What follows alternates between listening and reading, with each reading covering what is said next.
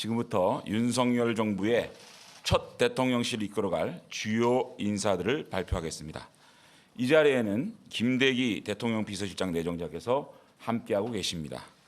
비서실 인선은 김대기 비서실장 내정자와 충분히 협의해서 인선했다는 점을 밝혀드립니다. 먼저 국가안보실 인선을 발표하겠습니다. 국가안보실장은 김성한 고려대 국제대학원 교수입니다. 김성한 내정자는 외교통상부 제2차관을 역임한 외교 안보 분야의 권위자로서 이론뿐만 아니라 정책 수립 및 집행 역량을 두루 갖춘 분입니다. 국내외 안보 환경에 능동적으로 대처해서 국가와 국민의 안위를 지켜내는 컨트롤 타워 역할을 수행할 적임자로 판단했습니다. 국가안보실 1차장은 김태효 성균관대학교 교수입니다. 김태효 내정자는 대통령 대외전략기획관을 역임한 분으로서 이론과 실무를 겸비한 안보 분야의 전략통입니다. 교착 상태에 빠진 남북 관계를 개선하고 원칙 있는 대북 정책 추진의 기틀을 마련해 줄 적임자라고 판단했습니다. 국가안보실 2차장은 신인호 카이스트 을지국방연구소 소장입니다. 신인호 내정자는 국가안보실 위기관리비서관을 역임하였고 풍부한 실정 경험을 보유한 분입니다. 빈틈없는 안보 태세를 강화할 수 있는 정교한 정책을 제시하고 위기관리 역량을 발휘해 줄 것으로 기대합니다. 다음으로 대통령 경호처 처장에는 김용현 전 국방부 합동참모본부 작전본부장입니다. 김용현 내정자는 수도방위사령부 사령관도 지내고 대한민국 수도방위와 특정 경비구역의 경호 업무 역량이 뛰어나 경호처장에 가장 적합한 인물로 판단했습니다. 70여 년 만에 청와대를 국민께 돌려드리며 대통령 집무실과 관저를 옮기는 역사적 시점에 새로운 경호 패러다임을 제시해 줄 것으로 기대합니다. 다음은 비서실 인선을 발표하겠습니다. 먼저 정무수석 비서관의 이진복 전 국회의원입니다. 이진복 내정자는 국회 보좌진으로 정계에 입문한 후에 구청장과 3선 국회의원을 역임한 관록의 정치인입니다. 부드러운 성품과 성실함, 신의를 바탕으로 40여 년간 탄탄하게 정치력을 다져오신 분입니다. 향후 대통령실과 여야를 이어 소통과 협치를 이끌어 줄 것으로 기대합니다. 시민사회 수석비서관에는 강승규 전 국회의원을 발탁했습니다. 강승규 내정자는 언론인 출신 정치인으로서 정치적 역량을 검증받은 분입니다. 다양한 정치 사회 활동의 경험을 바탕으로 국민과 대통령실을 연결해 쌍방향 소통이 가능한 체계를 마련할 수 있는 적임자입니다. 다원화된 국민의 목소리와 시민단체의 제안을 적극 수렴하여 대통령께 전달하고 국민들께는 국정 운영에 대한 설명을 소상하게 해 주실 것으로 기대합니다. 홍보수석 비서관에는 최영범 전 SBS 보도본부장입니다. 최영범 내정자는 언론계에서 쌓은 전문성과 현장 경험은 물론 기업의 CI 구축 및 홍보 커뮤니케이션 총괄 지휘 역량을 두루 갖춘 분입니다. 축적된 경험과 경륜을 바탕으로 국내외 언론 및 국민과 적극적인 소통 역량을 보여주실 것으로 기대합니다. 경제수석 비서관은 기획재정부 제1차관을 역임한 정통경제관료인 최상목 대통령직 인수위원회 경제제일분과 간사입니다. 지금 대한민국은 심각한 경제 위기 속에서 시급하게 해결해야 할 경제 문제가 산적해 있습니다. 현 상황을 타개하는 데 자타가 공인하는 거시경제와 금융정책 분야의 전문성을 갖춘 최상목 내정자가 적임자라고 판단했습니다. 사회수석 비서관은 안상훈 서울대 사회복지학과 교수입니다. 안상훈 내정자는 인수위 사회복지 문화 분야 인수위원으로서 윤석열 정부의 사회복지 정책 밑그림을 그리신 분입니다. 윤석열 정부의 국정과제와 사회 분야 핵심 정책이 원활히 수립 추진될 수 있도록 정부 부처와 긴밀하게 소통하고 조율해 나갈 것입니다. 마지막으로 대통령실 대변인에는 강인선 인수위 외신 대변인을 발탁했습니다. 강인선 내정자는 30년 이상 기자로서 활동한 언론인으로서 실전 경험과 폭넓은 국내외 네트워크를 보유한 분입니다. 정부의 대언론 대응의 중요성을 누구보다 잘 아는 만큼 윤석열 정부의 소통 창구이자 메신저로서 최선의 기량을 발휘해 줄 것으로 판단했습니다. 그동안 당선인 비서실을 취재해 주신 우리 언론인 여러분께 진심으로 감사드리고 또 각별히 관심을 가져주신 국민 여러분께도 이 자리를 빌어서 감사 말씀드립니다. 내일부터는 저희 당선인 비서실은 대통령 비서실의 인수인계를 잘 해서 5월 10일 날 윤석열 대통령께서 집무하시는데 한치의 빈틈이 없도록 잘 인수인계하도록 하고 대통령실 그 인선 내정자들과에게 저희들이 업무를 잘 인수인계하도록 하겠습니다. 고맙습니다. 네, 이상으로 대통령실 인선과 관련한 발표를 마쳤습니다. 자, 언론인 여러분의 질문에 이제 답을 하는 시간을 갖도록 하겠습니다. 제가 지명할까요? 오늘은 인선에 초점을 좀 맞춰주시죠. 네, 실장님, TV조선 홍현주 기자입니다. 오늘 인선이 드디어 발표됐는데 그동안 대선 경선 과정에서부터 대통령실 슬림화 누차 강조하셨는데 그 취지를 다시 한번 여쭙고 싶고요. 앞으로 발표된 수석 산하 비서관 인선은 어떻게 될지, 규모는 어느 정도로 보면 될지 궁금합니다. 우선 대통령실 슬림화 이 부분은 저희들이 그동안 청와대가 행정부를 좀 이렇게 주도하는 그런 청와대의 모습이지 않았습니까? 그래서 사실상 행정부가 청와대의 뜻을 집행하는 기관에 머물렀습니다. 그래서 행정부가 좀 더 창의적이고 혁신적인 어떤 그런 정책들을 집행하고 또 수립할 수 있도록 저희 대통령실은 조율하고 하는 역할을 충실히 하겠다라는 차원에서 슬림하겠다라는 말씀을 드렸고 향후 비서관 인선은 오늘 지명된 수석들과 의논을 해서 곧 발표를 할 수 있도록 최선을 다하겠습니다. 비서관도 이 슬림화하는 그런 기준에 맞도록 해서 한 분 한 분이 핵심적인 역할을 잘 수행할 수 있도록 그런 인선을 하는데 박차를 가해 나가고 있습니다. 예, 마이크를 바로 앞자리로 넘겨주시면 될 것 같습니다. 네, 실장님 채널A 홍지은입니다. 어쨌든 공약대로 민정수석은 폐지를 하게 되는데요. 그럼 민정수석이 맡았던 대통령 친인척 관리 아니면 인사검증, 사정 업무 이런 식으로 민정수석에서 맡았던 그 업무는 구체적으로 어떤 식으로 나눠지는지 궁금합니다. 검증 업무는 경찰, 법무부 이런 쪽에서 다원화된 채널 속에서 다원화된 평판을 가지고 인선을 할 앞으로 인사를 할 생각이고요. 청와대 내의 기강 문제나 이런 것들은 공직기관 비서관을 둬서 그 업무를 수행하려고 합니다. 법률비서관은 앞으로 그 새롭게 만들어질 법률비서관은 대통령의 법물 자문 그런 것들을 주로 하려고 합니다. 네.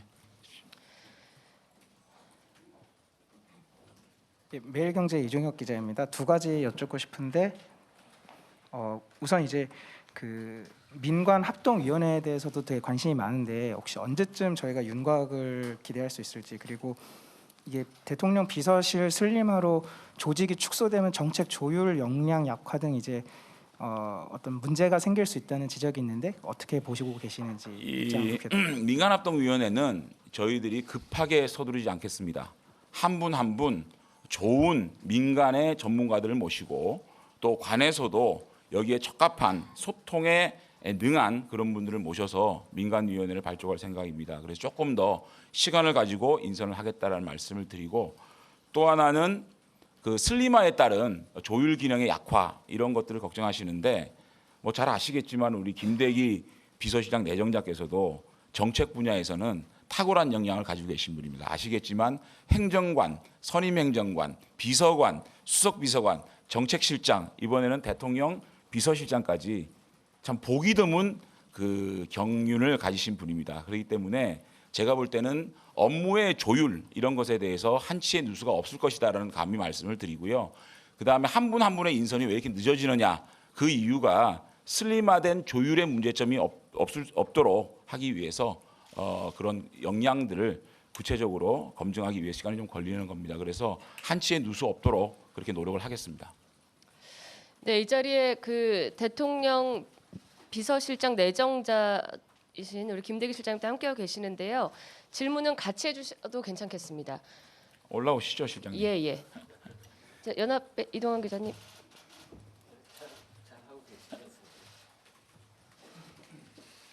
네, 연합뉴스 이동환입니다. 원래는 안보실 편제가 1차장 국방, 2차장 외교 편제 이렇게 돼 있었던 걸로 알고 있는데 이번에는 1차장이 외교를 비롯한 대외 정책을 맡고 2차장이 국방 출신 인사가 된 것으로 보이는데 이게 특별한 이유가 있나요?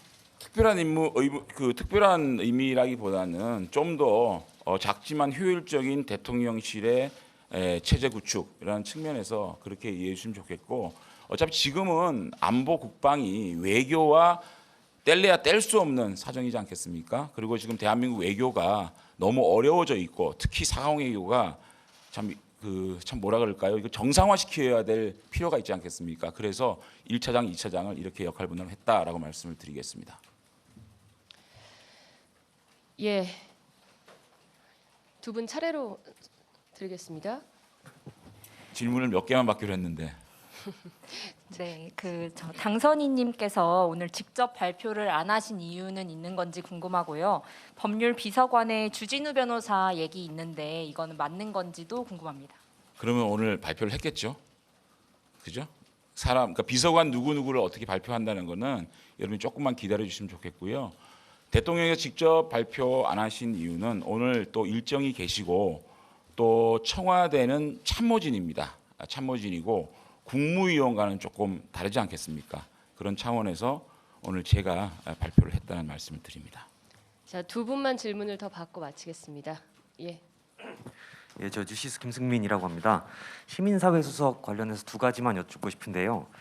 당선인께서 시민사회 수석실을 통해서 입법 전횡과 헌법 일탈에 대해서 국민에게 설명하겠다라고 실장님께서 전언을 하셔가지고 이게 이제 검수완 법안이 공포가 되면 정부 출범 이후에 어떤 식으로 좀 구체적으로 대응을 하실 구상인지 하고요. 이게 이제 좀 국민에게 적극 설명하겠다라는 부분이 이게 경우에 따라서 굉장히 안 좋게 작동을 한다면 어떻게 안 좋게 작동하죠? 경우에 따라서 좀 경우에 따라서 예, 어떤 경우가 있을까요? 뭐 관제, 동원 이런 비판이 나올 수. 관제요? 그러니까 예전 사례를 보면 예전 사례 시민사회에서 관제나 동원을 한 적이 있습니까? 그러니까 민주정부 수립 이후에? 그런 비판을 받았던 소지가 있었던 일들이 있었으니까요. 어떤 일이 있었죠? 민주정부 이후에? 예를 들면 이제 박근혜 정부에서 국정교과서 관련해서 논쟁이 있었을 때 이제 적극 설명을 하는 그런 과정에서 이제 시민단체들이 이제 행동에 나서는 부분들이 이제 행동에 나서는 것이 청와대에서 조정한 적이 있습니까? 조정했다기보다 이제 그런 어떤 민의 수렴하는 과정이 정당을 통해서가 아니라 이제 대권이 행정권인데 이제 직접 대통령이 민의를 수렴하고 국민에게 직접 설득하고 설명하고 또 국민의 목소리를 대통령에게 바로 전달할 수 있는 그러한 기구를 좀 더 확대 재편하는 게 문제가 있습니까? 그런 비판이 나올 수 있으니 비판이요? 혹시 어떤 그럼 대통령은 소통을 안 해야 되나요? 소통을 하면 안 된다는 게 아니라 자, 시민사회수를 확대 재편하는 이유는요. 어쨌든 이것이 검수완박 때문에 기구를 확대 재편합니까? 그건 아니거든요. 제가 말씀드렸듯이 우리 다원화된 시민단체가 있고 지역에도 많은 시민단체가 있고 또 각종 직능단체가 많이 있습니다. 보훈, 보건, 복지, 의료 참 이루 말할 수 없는 그런 이익단체, 이해관계를 가지신 단체들이 있습니다. 물론 노동단체도 마찬가지겠죠. 그런 분들과 대통령께서 정말 이번에 청와대를 국민께 돌려드리고 대통령실로 나와서 국민들과 직접 소통하겠다는 의지를 담은 것이고 국정의 방향에 대해서 좀 더 가깝게 국민들께 설명드리겠다는 차원에서 있었던 것이고요. 검수완박 문제는 아까도 우리 기자께서 말씀하셨듯이 이 현재 국회 상황이 180석이나 되는 야당을 가지게 됩니다. 그러면 180석 된 야당이 입법 전행을 한다든가 또 헌법 일탈 이런 법안들을 만들 때 좀 더 국민들에게 설득해야 될 의무이자 책임이 대통령에 있다고 봅니다. 그렇기 때문에 시민사회 수준을 좀 강화해서 국민들의 직접 소통을 늘리겠다라는 그런 선의로 해석해 주기를 부탁드립니다. 네, 마지막으로 제가 한 분만 더 하는데 아까 손을 든 순서를 기억하고 있어서 저 맨 뒤에 우리 기자님 한번 마이크 드리고 오늘 발표 시간을 정리하도록 하겠습니다. 네, 실장님 안녕하세요. 아주경제 김슬기입니다. 저도 두 가지 여쭤보고 싶은데요. 첫 번째는 그 안철수 위원장이 과학교육 수석을 제안한 걸로 알고 있는데 그게 이번에 왜 빠졌는지 하나 여쭙고 싶고, 두 번째는 이제 청와대 그 대통령실 인원을 30% 감축한다는 거에 대해서 실장님도 앞전에 넌센스라고 말씀하신 게 있는데 그렇습니다. 그게 아직까지도 유지되고 있는 입장이신지 여쭤보고 싶습니다. 과학교육 수석의 필요성 그 안철수 위원장님께서 공식적으로 제안한지는 모르겠습니다만은 그런 언론 보도를 본 적이 있습니다. 과학과 교육의 중요성을 누가 모르겠습니까? 그런 것들이 행정부에서 잘 개혁되고 잘 진행되기를 바랍니다. 그래서 교육비서관도 있고요. 또 과학비서관도 있습니다. 그렇기 때문에 굳이 지금 과학교육 수석이라고 따로 만들어서 할 시점은 아니다. 조금 더 지켜보고 그 필요성을 인정하되 좀 더 지켜보면서 대통령실이라는 게 필요에 따라서 조금 늘리고 조금 줄일 수 있거든요. 그런 차원에서 바라봐 주셨으면 좋겠습니다. 각 부서나 또 지역에서 대통령실 직속으로 기구를 만들어달라라는 요구가 끊임없습니다. 그것이 지금까지 청와대에서 만기칠람하고 청와대에서 모든 걸 결정했기 때문에 그런 요구들이 있는 걸로 알고 있습니다. 앞으로 저희 윤석열 정부의 대통령실은 좀 더 겸손한 대통령실을 꾸리고 싶은 것이 당선인의 의지입니다. 그래서 좀 더 행정부가 자체적으로 개혁하고 정책을 만들고 집행할 수 있도록 그렇게 좀 조율하고 지원하는 그런 역할을 할 것입니다. 그래서 앞으로 우리 정부가 또 이렇게 취임해서 진행되는 동안 과학기술 쪽에 수석이 필요하다라고 국민들 욕구가 더 많아지면 저희들이 고려하겠다는 말씀을 드리고, 비서실 그 대통령실 인원 30%딱 잘라서 줄이겠다. 그 기준 어떤 기준으로 30%를 줄이겠다는 것도 모호하거든요. 대통령실 인원이라는 게 딱 정원이 있는 게 아닙니다. 그래서 가장 적재적소에 아주 효율적으로 또 인원을 배치해서 작지만 아주 강하고 아주 민첩한 그런 대통령실 만들기 위한 인원이 될 것이다라고 말씀드리고, 30% 이것보다는 하여튼 조금 더 슬림하게 가겠다라는 원칙에는 변함이 없다는 말씀을 드립니다. 네, 대통령실 인선에 관해서 기자분들이 가장 많이 궁금해하셨을 하나만 더 텐데요. 받겠습니다. 누구예요? 마스크를 써서 누구지도 모르겠어요. 그럼 한 분 더 질문 받고 정리하겠습니다. 감사합니다. 한국일보 박지연이라고 합니다. 그 과학교육수석 필요성 방금 질문 나왔었는데 대통령 비서실 인선에서 여성과 청년 수석은 혹시 없는지, 아니면 향후에 좀 어떻게 인선하실 계획이신지도 여쭙고 싶습니다.